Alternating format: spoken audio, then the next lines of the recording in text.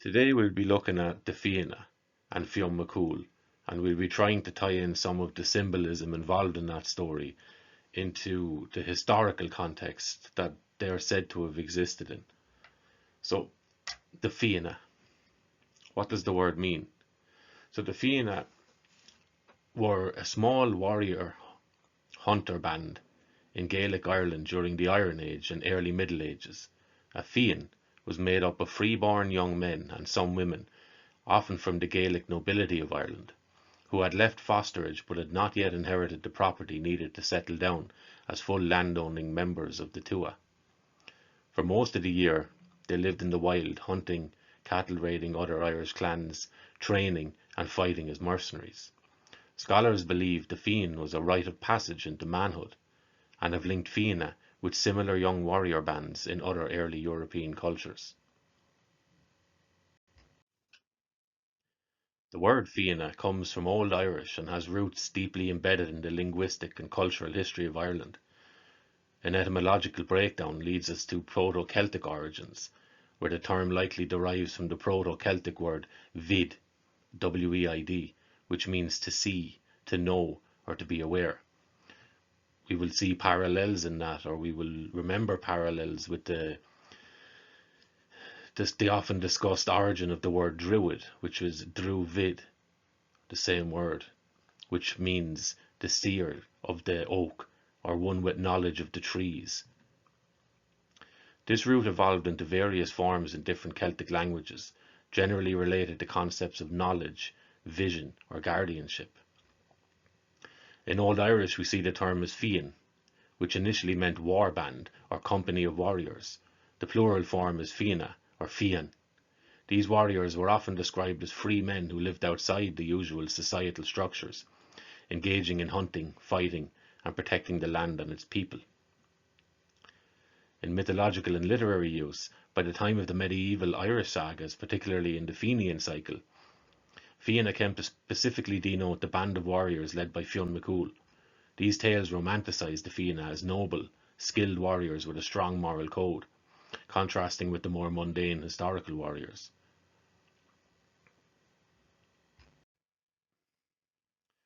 On to Fionn.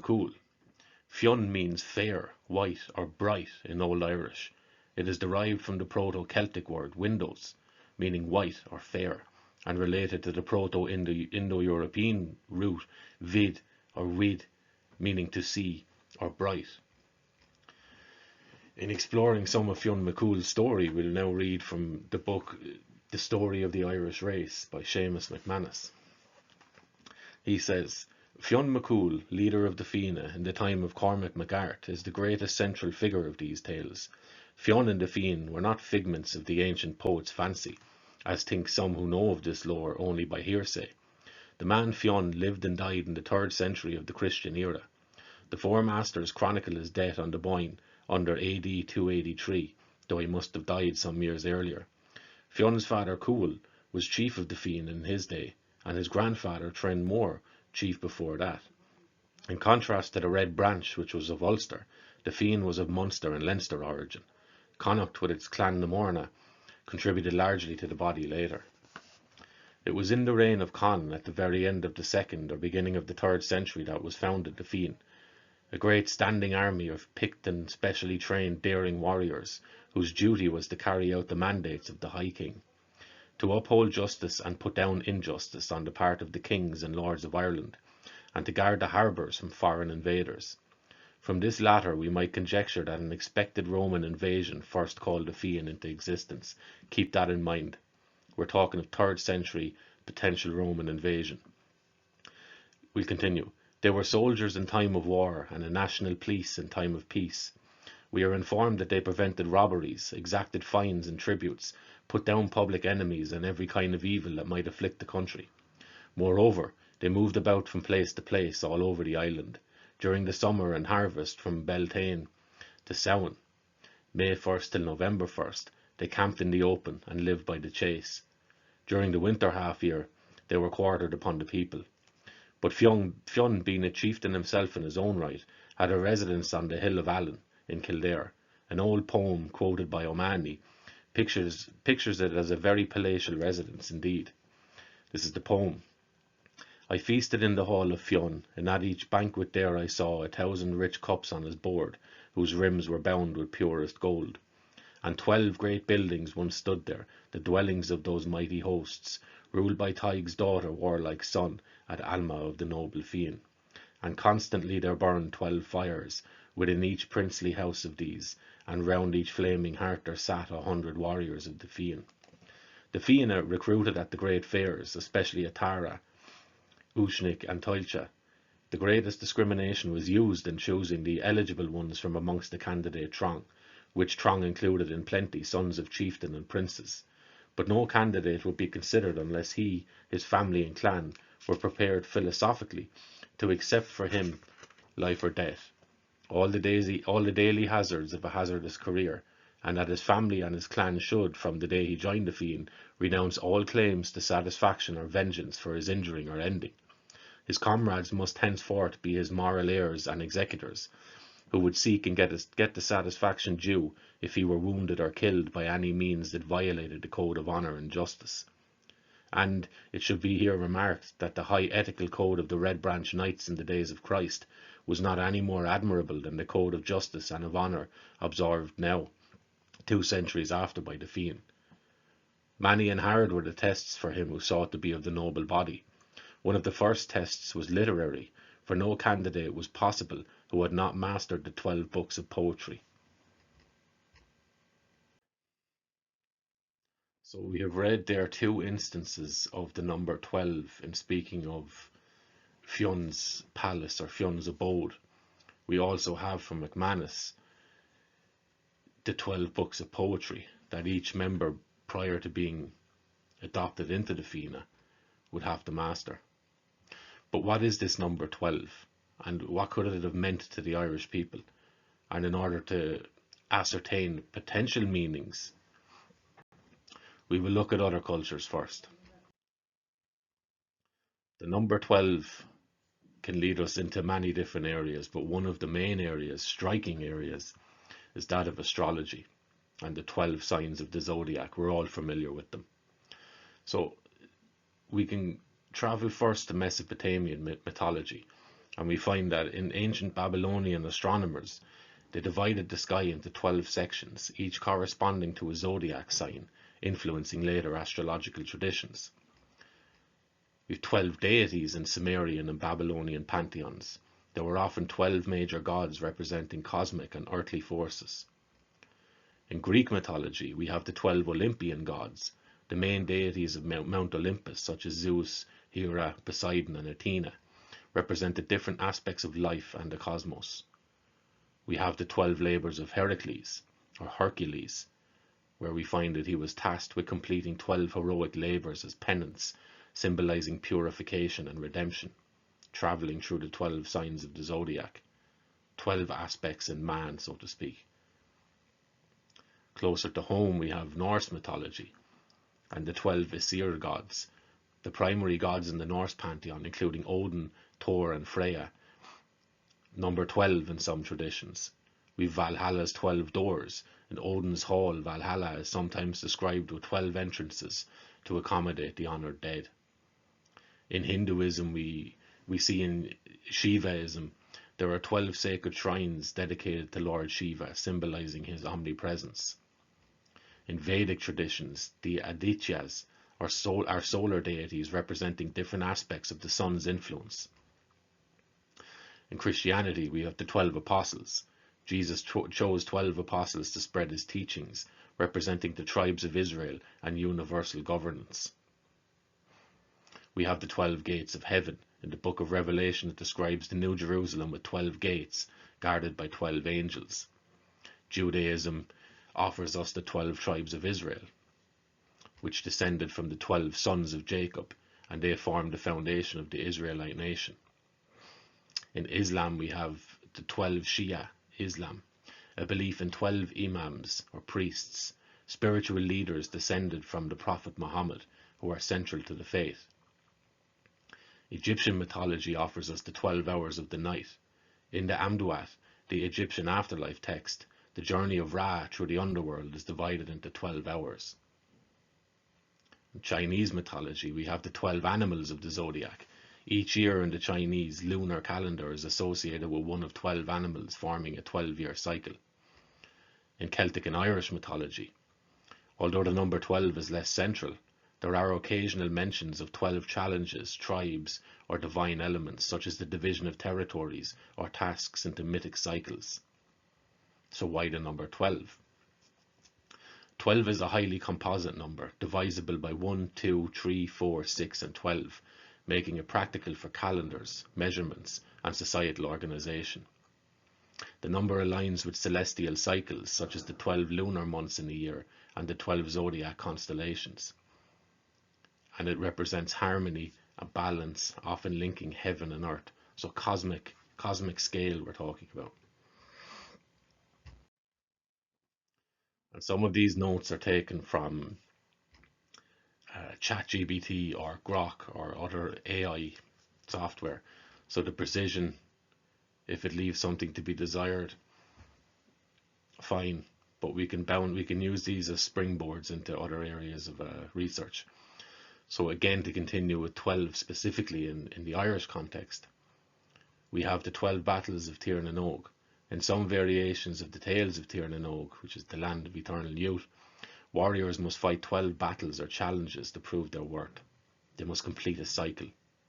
Stages of development, rites of passage. The 12 sons of Ruadán. Ruadán, a figure in some Irish legends, is said to have had 12 sons who were notable warriors or figures in their own right. You'll remember the 12 sons of Jacob becoming the 12 tribes of Israel. We've overlap here. We have the 12 plains which were cleared by the Tuatha Dé Danann. Some versions of Irish myths mention the Tuatha Dé Danann clearing 12 plains for settlement after their arrival in Ireland. Some interpretations of Samhain, Halloween, mythology suggest the festival may have lasted for 12 days, though this is speculative and not universally attested. And back to Fionn McCool. In tales about the Fianna, Fionn McCool is sometimes described undertaking or assigning 12 great tasks, drawing parallels with heroic traditions in other cultures, specifically Heracles or Hercules. With the 12 tribes of Ireland, interestingly enough, we find that while not explicitly mythological, the division of Ireland into 12 prominent tribal or clan territories is sometimes referenced in older lore.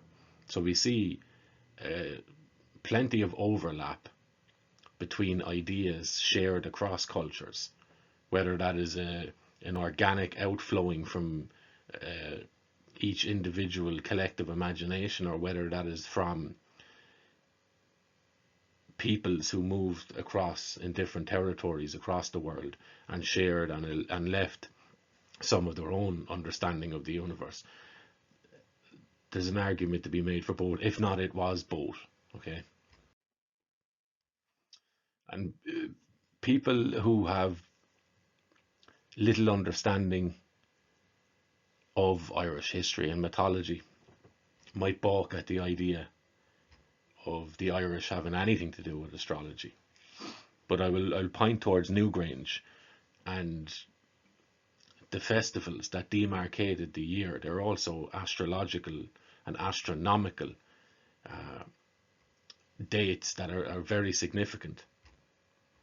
And again, from one of these software things, right? So astrological parallels in Irish mythology. While Irish mythology lacks a formalized astrological system like the Zodiac, its rich use of celestial symbolism, seasonal festivals, and cosmic cycles reveal a deep appreciation for the stars and heavens.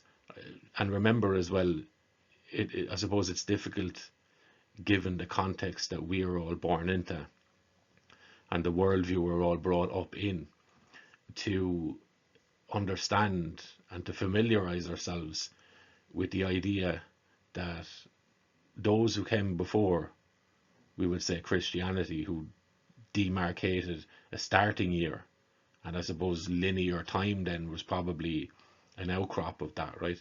But prior to that, time would have been seen as cyclical, like the seasons. Winter comes, winter goes, but it comes back around again, okay? It was the same with greater scope, or extrapolating up that seasonal change, the seasonal cycle, the cycle of the seasons, into greater patterns of ages. So we find the integration of nature, time, and the cosmos in mythological narratives mirrors the astrological traditions found in other cultures, as we've just seen.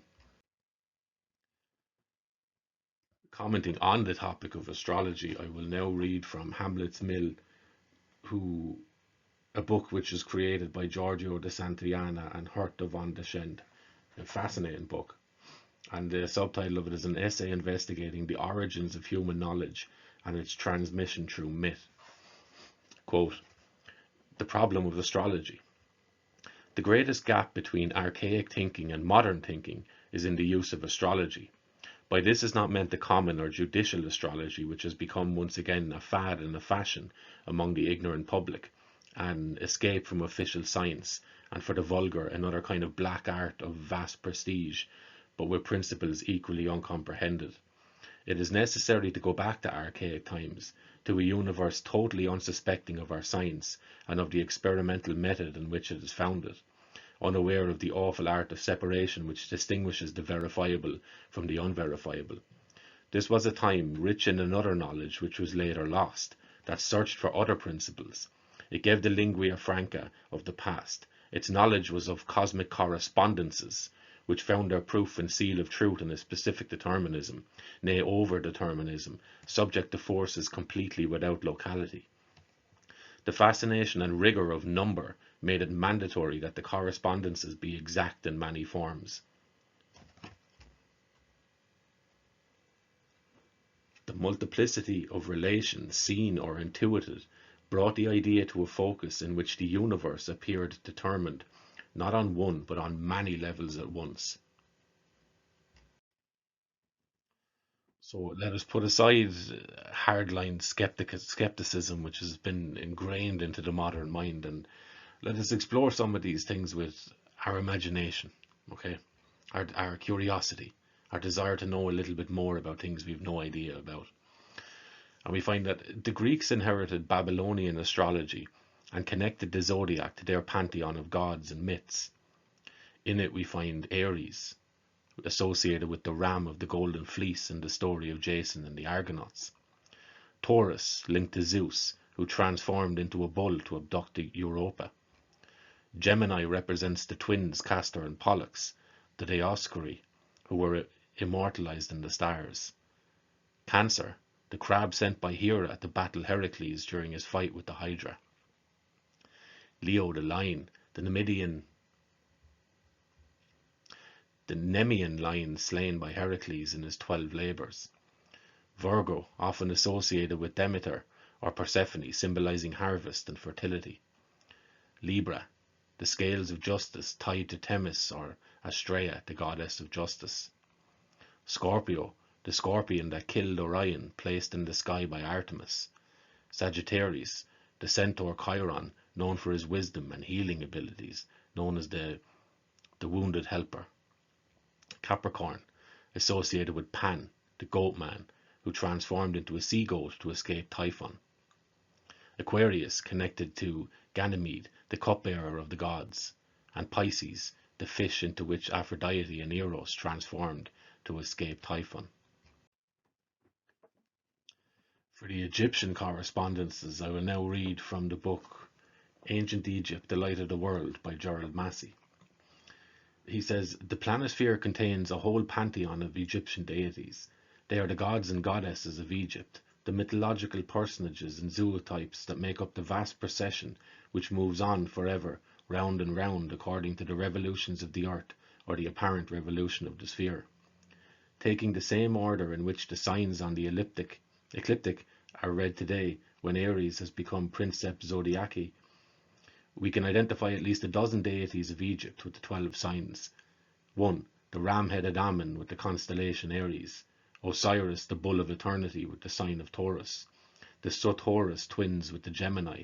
The beetle-headed Kheper-Ta with the sign of the beetle, later the crab. The lion-faced Atum with the sign of Leo. The virgin Net with the constellation Virgo. Harmaku of the scales with the sign of Libra, Isis Circe, the scorpion goddess, with the sign of Scorpio, Shu and Tefnut figured as the archer with the sign of Sagittarius, Num the goat-headed, who presided over the abyss with the sign of Capricornus, Menat the divine wet nurse with the sign of Aquarius, and Horus of the two crocodiles with the sign of Pisces.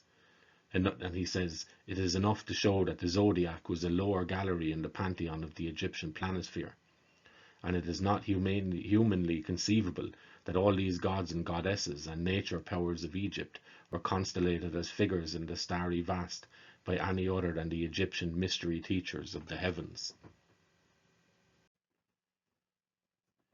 Each of these ages are not to be seen, or each of these signs are not to be seen as some external constellation that has no relevance to us here on Earth.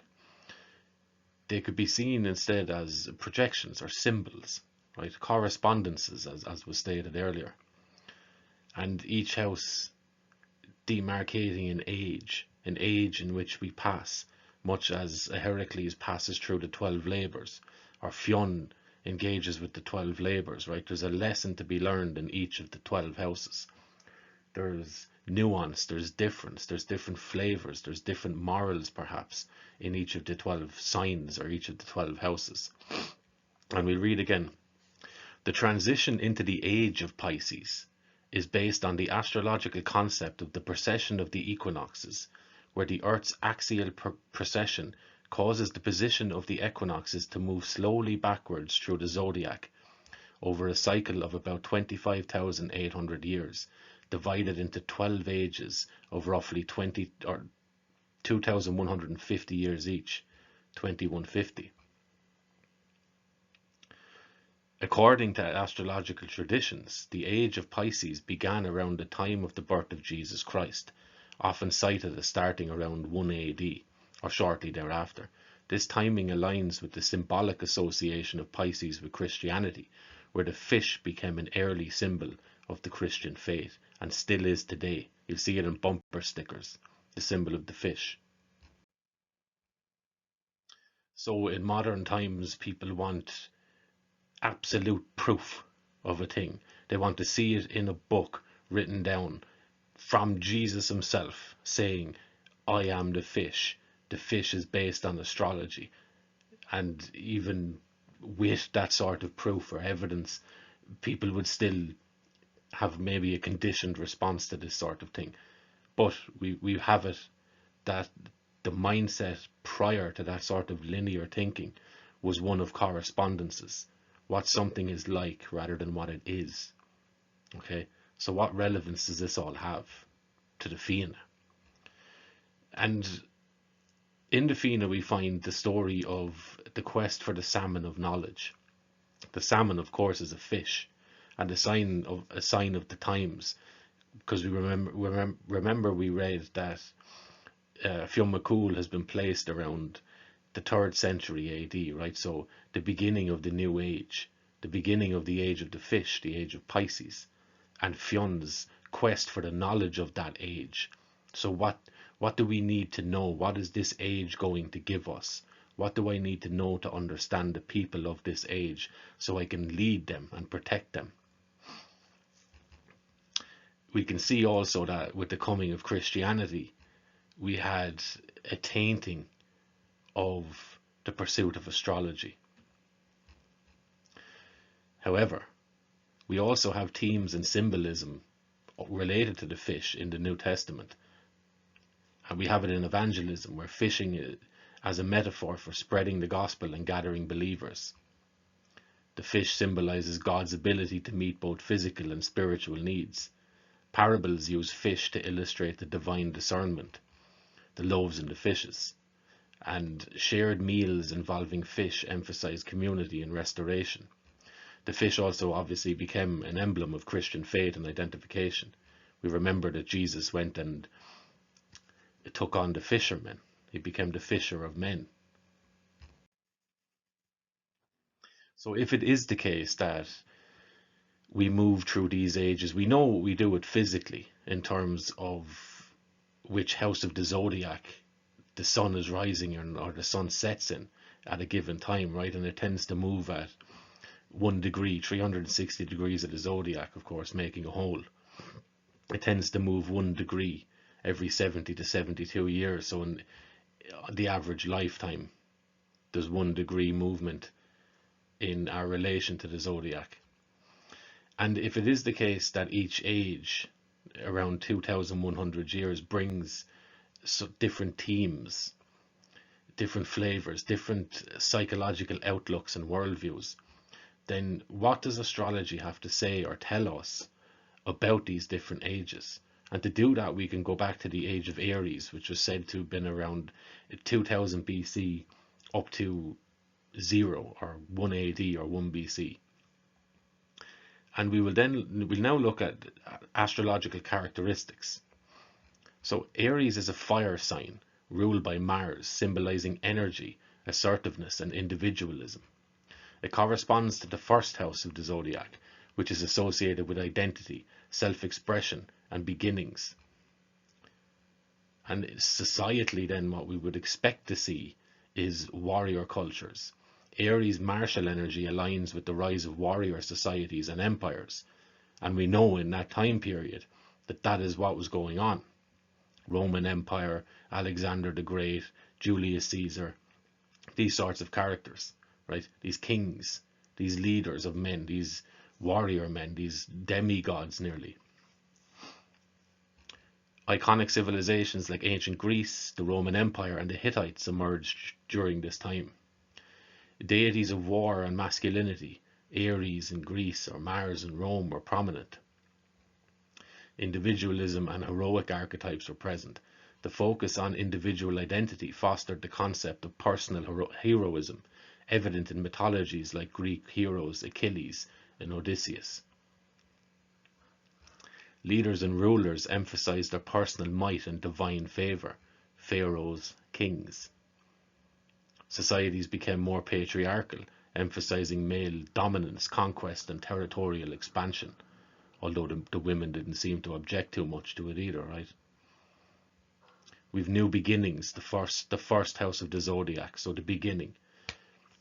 New beginnings and aggression. Aries is the first sign of the zodiac, symbolizing new cycles. This period saw innovations in warfare, bronze weapons, chariots, and societal organization, city-states, and militarized kingdoms. Religious changes. Early monotheistic traditions began to emerge. Zoroastrianism, emphasizing leadership, law, and order. Aries' association with fire aligns with fire worship in some cultures. And then Aries moved into the age of Pisces. From the age of, or the year 1 AD, or the current era, to around 2000, 2100, right? So we're on the outer edges, we're exiting the age of Aries according to this structure. Pisces, in contrast to Aries, is a water sign, and it is ruled by Neptune and Jupiter, symbolizing spirituality, compassion, and mysticism. It corresponds to the 12th house, associated with transcendence, mysticism, and hidden realms, the end of a cycle, the accumulating effect of all the previous stages taken. The social implications would be best embodied in the spirituality and religion, and the age of Pisces is marked by the rise and dominance of major world religions, particularly Christianity, who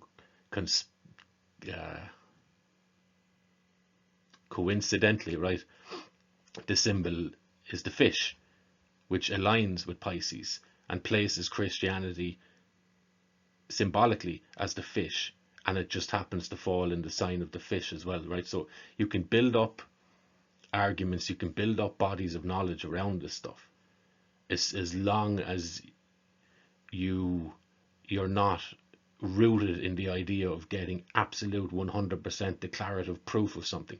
You build it up by the correspondences involved in it, right? What are things associated with?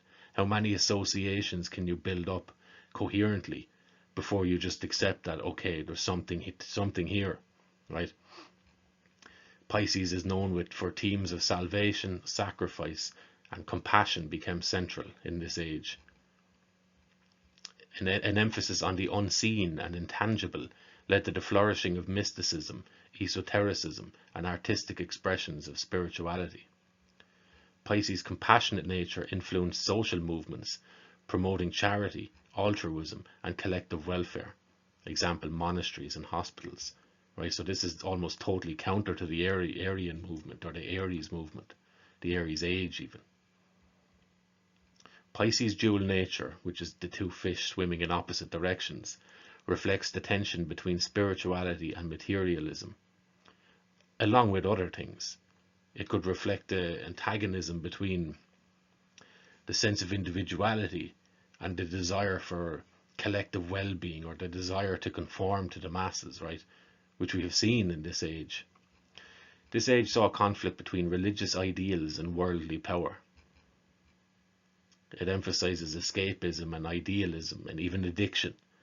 So the desire to transcend reality led to the utopian ideals and philosophical systems. Art and literature explored otherworldly themes and emotional depth. Pisces' association with the 12th house emphasizes hidden forces. The 12th house is your unconscious, right? The realm beneath what is obvious, leading to secrecy in power structures, monarchies, secret societies, the Vatican, that sort of thing.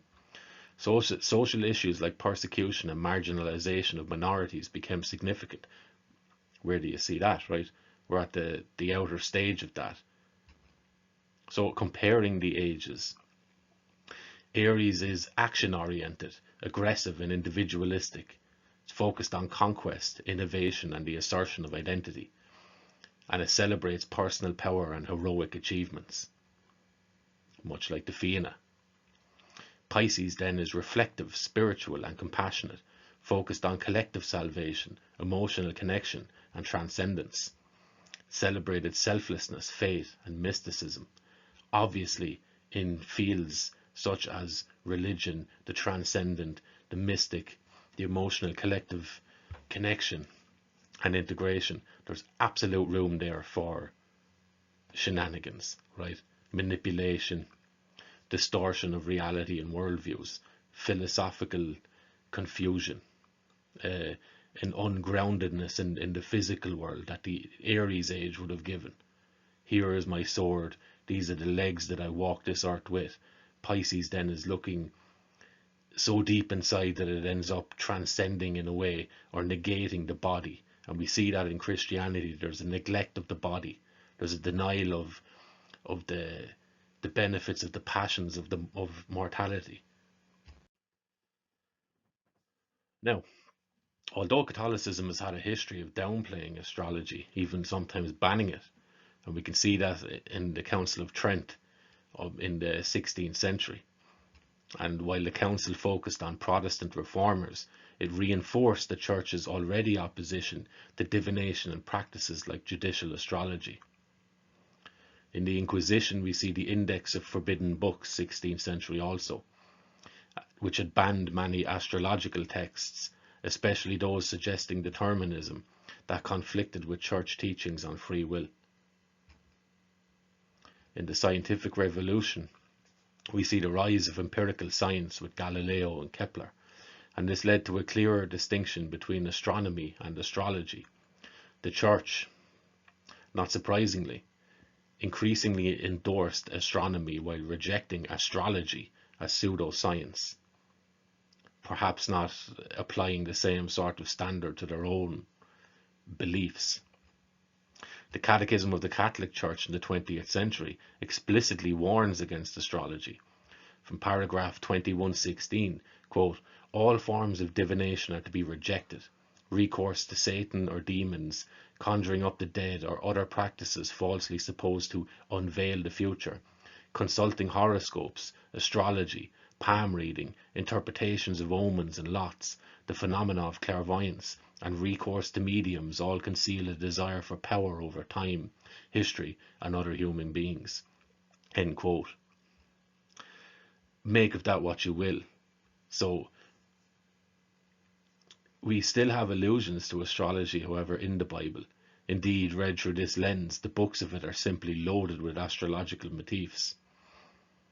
An example of that comes from Luke 22, saying, quote, "Then came the day of unleavened bread, on which the Passover lamb had to be sacrificed. So Jesus sent Peter and John, saying, 'Go and prepare the Passover for us, that we may eat it.' They said to him, 'Where will you have us prepare it?' He said to them, 'Behold, when you have entered the city, a man carrying a jug of water will meet you. Follow him into the house that he enters, and tell the master of the house, the teacher says to you, where is the guest room where I may eat the Passover with my disciples? And he will show you a large upper room furnished. Prepare it there.' And they went and found it just as he had told them, and they prepared the Passover." So the person with the jug of water is the symbol of Aquarius. Aquarius then, following the precession of the equinox, is the passage through the houses of the zodiac, or the passage of time. Aquarius is said to be the age that we're going into next. It is the age which precedes Pisces, as you follow sequentially the wheel of the zodiac, or the houses of the zodiac. But as we're moving backwards with the precession of the equinox, we are moving into the age of Aquarius. And Jesus says it himself, that go to the house, again the word house, the zodiac house, the house with the person pouring the jug of water, which is a direct explanation, or a direct picturing of the house of Aquarius. Right, so we have started with the Fianna, and we end up with Catholicism, the Bible, Greek and Babylonian mythology, Roman mythology. So what are we doing here, right? So given an astrological reading of Irish myth and Fionn, and the suspected dates of his existence, which are said to be the 3rd century, we can safely assume that what is being spoken of here, at least in part, is the gaining of the knowledge of the age. What temperament or mood will the coming age of the fish bring, or the salmon? In addition to this shift from the martial age of Aries and empires to the watery world of religion and mysticism of the fish of Pisces, we would expect to see a shift from explicit, extroverted warrior traditions into a more introspective, passive dominion of religion. Indeed, astrology maps perfectly onto history here, as we see that this is precisely what the Roman Empire did. It did not collapse on all levels. It simply shifted the window dressing and the face of empire. For Roman Catholicism went on to grant Rome a religious empire, which was more long-lasting than the military-styled Roman Empire. It is this clash between the Roman leaders in the age of Pisces and the Irish heroes of the New Age that we will follow next. We will do this through the characters of Oisin and Patrick and their famous arguments.